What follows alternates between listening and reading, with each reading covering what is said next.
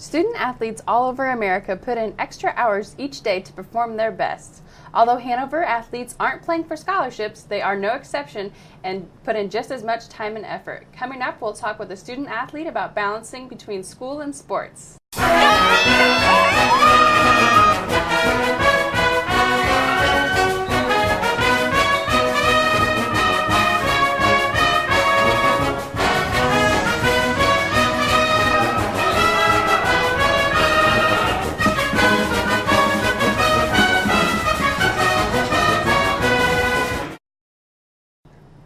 Welcome to HC Student Spotlight, where each episode we learn more about a student organization and what's going on here at Hanover College. I'm your host, Allison Craig.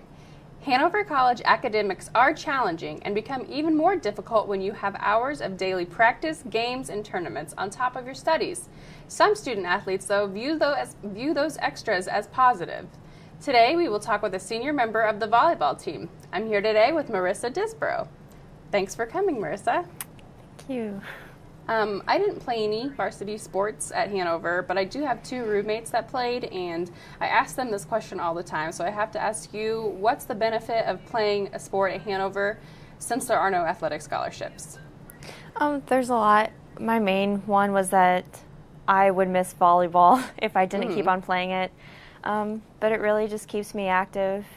I played 5 sports in my high school career senior year, so without having that here at Hanover, I don't know what I would do. I'd be lost without it. Okay. I know the 4 years that I've been here, the volleyball team has been really successful. So can you tell me about some of maybe the tournaments you've won or awards you guys have won? I think it was our sophomore year, we improved our whole team GPA, and we got recognized for that, that was a huge accomplishment for all of us. It was a great thing to see all of us succeed, and not just on the court, but in academics as well. Right, which is what's most important here at Exactly. Hanover. Anyway, right. That's awesome that that you guys made those academic accomplishments as well as accomplishments on the court. Where I'm from, volleyball isn't offered until the high school level, which didn't seem like enough time for anyone to gain the skills then to go on to play at college. So when did you start playing? I started playing on a team in 5th grade. I played in my elementary school. I've been around it for a really long time, though. Both my sisters played volleyball before me. Okay. So it's been in just my family and my life for a really long time, but I played from 5th grade all the way up until my senior year at college. Right. Okay, that's awesome. You finished your 4 seasons here, but during those 4 years, how did you fit in practice and weightlifting and everything with your on-campus job and school? Sometimes it's really hard, really tough to get that all in, but a really good thing about the volleyball team is they're there for you, know, on and off the court, especially Peter, our coach. He'd always be there for us, and he knows academics comes first. Right. So he would, if we needed help, he'd set us up with the right people, or he'd help us get the campus jobs. Whatever we needed, he was always there for us. So, he wasn't just the volleyball coach, but a mentor as well. Oh, that's great. He helped us to balance it. But as the years go by, you just learn how to cope with, the different hours that you have to put into each thing to become successful in all areas. Right. Give up more sleep? Yeah, sometimes sleep doesn't really happen. Right. I know that the team practices in the fall, but how early did you have to come back in the summer to start practices? We actually don't practice in the summer, but we do come back usually 2 weeks before everybody else does. Okay. We just start getting into the daily routine. We have a lot of 2-a-days. Those can be a little rough, but just immediately jumping into the swing of things. We have a summer program that Peter sends home with us, and that's just mainly making sure we're still being physically active.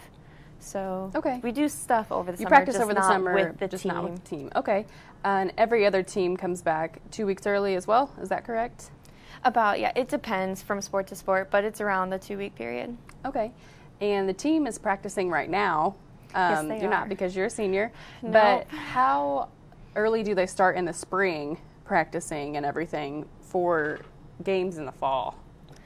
Well, there's usually one tournament at the end of the spring season that they'll go to, and they'll just, we started, I feel like, at different times each year. Just there's also only a certain point where we can start and have Peter come in and coach us, right? Because there's some rules that say he can't be there as a coach, right? So as long as we follow those guidelines. Okay. But I don't think they started too recently. Okay.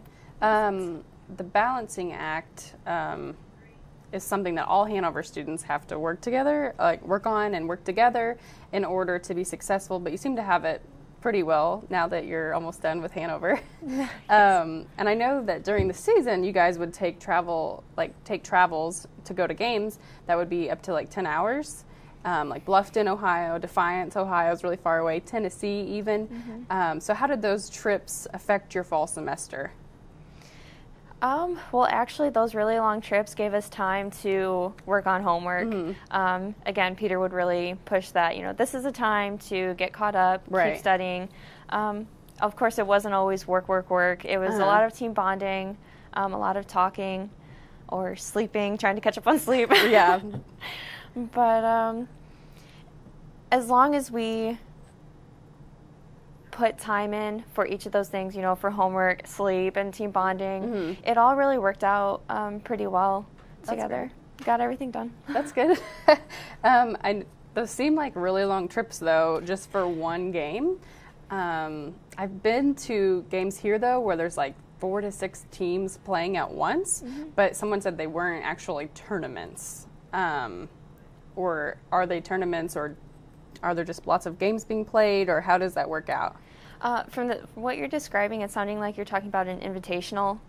So the school, we went to Missouri one time, and they just invite a bunch of teams to play, and they usually have like 2 different pools or so, and then you'll play all of those teams, and then depending on where your lineup is in that pool, then you'll play your match in the second pool that you didn't play in. Okay. And then that kind of sets the order so it's who came in what place. That's like all on a Saturday? Like you play all those games on like in the weekend, or? Yes, normally those will be on the weekends. Saturday is usually a long day. Sunday, if we've gone really far, Sunday is usually when we come back, because that's just a lot of driving after a lot of playing. Right. Yes. And I've been calling them games, but I know that there's like sets of, and it's best of 5, I believe. Yes. And that makes a game. But can you explain a little bit more about the scoring used in college volleyball? Well, there's, like you said, best 3 out of 5. They go to 25 points, and it's rally scoring. So each time the other team messes up, then the other, like Team A messes up, so Team B gets a point. Okay.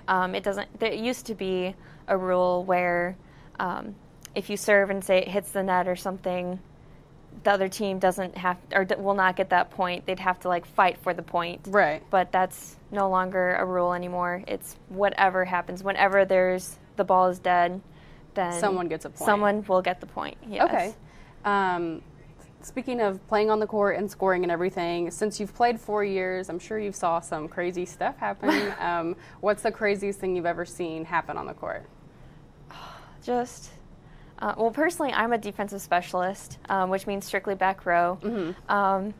And just the way our bodies can move when like diving for a ball, or the determination of all of us girls who play back row, just fighting to get to that ball, whether it be running into the bleachers, running into fans, whatever it may be. Like, it's crazy how we just let our bodies fly all over the place.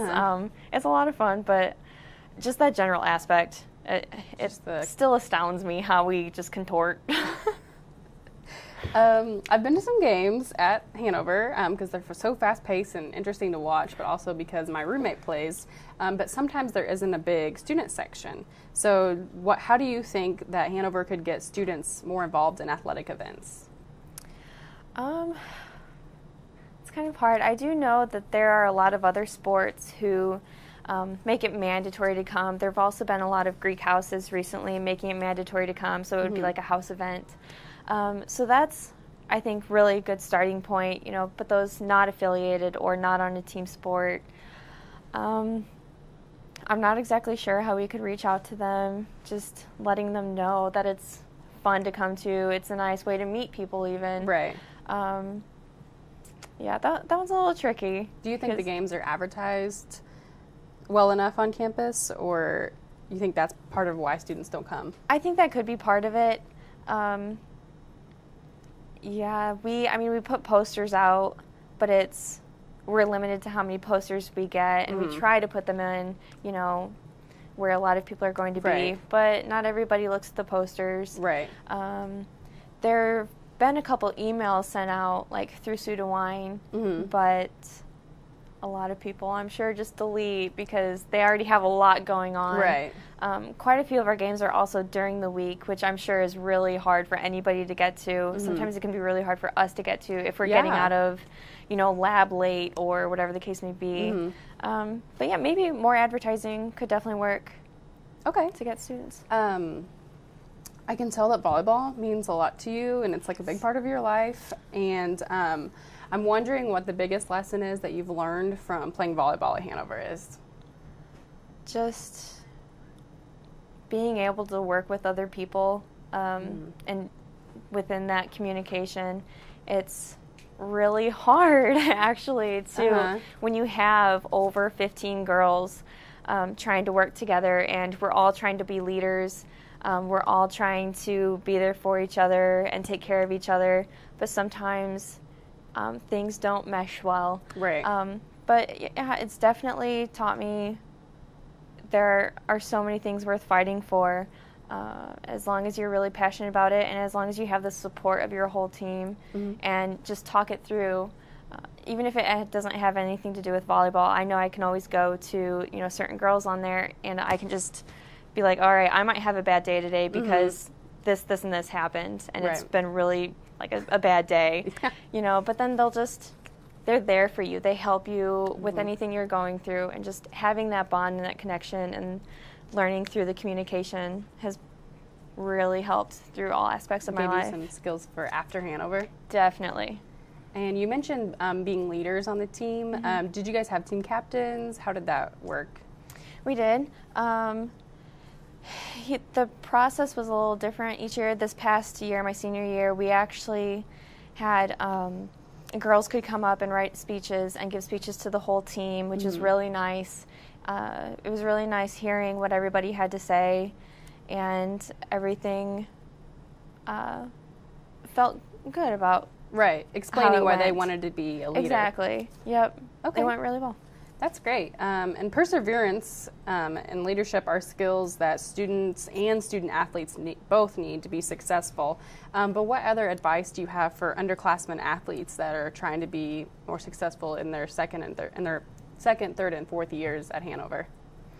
I would say don't be afraid to take, risky opportunities. Granted, I'm not saying like go out and do really bad, risky, things. Don't do that. But calculated risks, I guess, is what I'm trying to say. Weigh the pros and cons, and if it takes you out of your comfort zone, yeah, that's really going to be hard for you. But at the same time, the reward could just be so great. So that's really like the number one I'd say. Don't be afraid to get out of your comfort zone. Right.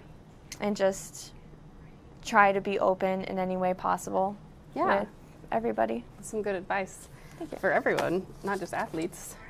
Do you have anything else that you'd like to say about the volleyball team or your time at Hanover?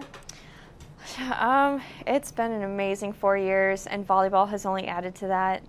I'm going to miss it a lot. I have dance classes at 4, and when I walk down the stairs at the end of it, I see the girls now, and they're in their spring training, and it breaks my heart. It really does. Yeah. I want to be there so bad, but, part of moving on and part of the whole volleyball career is recognizing when your time is done and just wanting, them to be the best that they can be. Right. Well, thank you for explaining your love for volleyball and how you made it work with classes and campus work and everything that comes with the stress of being a senior. I appreciate you taking the time out to come on the show today and taking your extra time out. And thank you for watching this last episode of Student Spotlight, and I've been your host, Allison Craig.